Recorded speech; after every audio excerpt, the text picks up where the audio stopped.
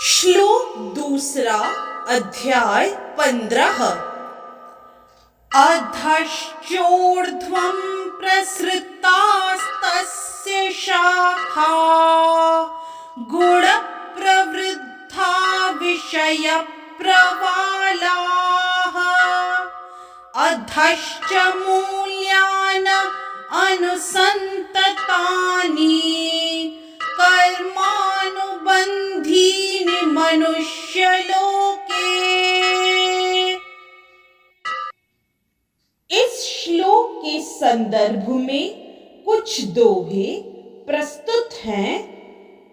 ब्रह्मलोक से लोक इस अरुपताल पर्यंत जितने भी हैं वहां के वासी जीव समस्त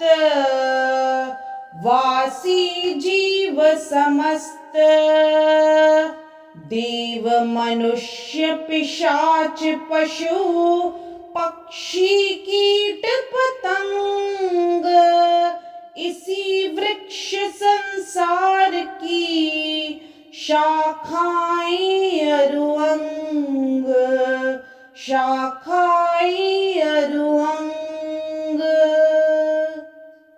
मृत्युलोक में कामना ममता अरुतादात्म्य कर्मों के अनुसार ही इनसे बंधा मनुष्य।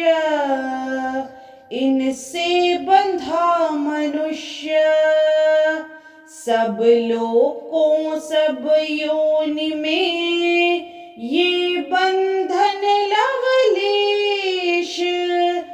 तीनों बंधन मूल ये नर योनि में विशेष।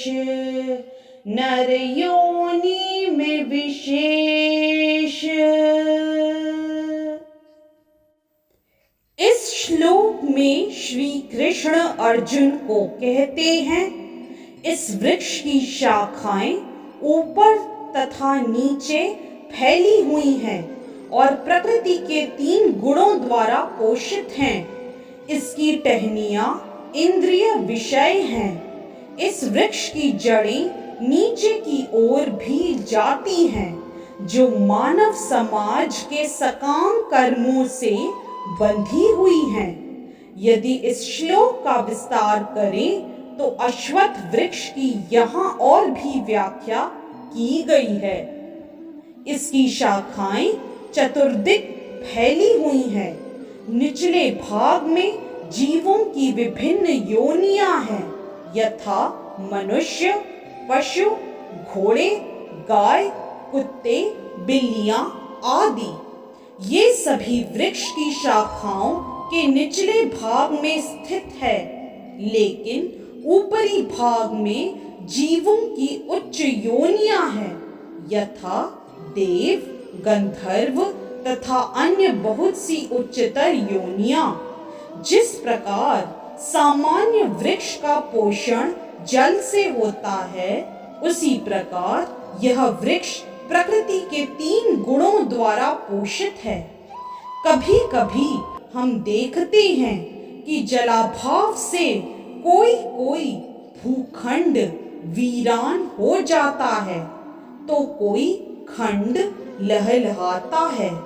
इसी प्रकार जहाँ प्रकृति के किन्हीं विशेष गुणों का आनुपातिक आधिक्य होता है, वहाँ उसी के अनुरूप जीवों की योनियां प्रकट होती हैं। वृक्ष की टहनियां इंद्रिय विषय हैं। विभिन्न गुणों के विकास से हम विभिन्न इंद्रिय विषयों का भोग करते हैं। शाखाओं के सिरे इंद्रियां हैं, यथा कान, नाक, आँख आदि, जो विभिन्न इंद्रिय विषयों के भोग से आसक्त हैं। टहनियां शब्द, रूप, स्पर्श आदि इंद्रिय विषय हैं।